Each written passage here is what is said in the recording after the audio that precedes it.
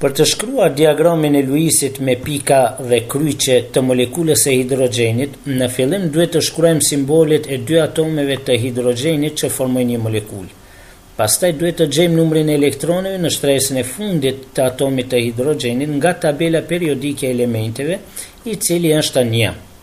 Ne i shënojmë numrin e saktë të elektroneve rreth atomeve individuale. Secili atom i hidrogjenit synon të arrijë konfiguracion elektronik të heliumit, i cili ka 2 elektrone në shtresën e tij të fundit. Një atom i hidrogjenit ka një elektron më pak se i heliumit, por nëse të dy atomet e hidrogjenit kontribuojnë me nga një elektron në mes atomeve, atëherë secili atom përfiton një elektron shtesë. Ne kemi fituar një diagram të Luisit me pika dhe kryqe të molekulës së hidrogjenit, ku çifti elektronik i përbashkët u takon të dy atomeve të lidhura.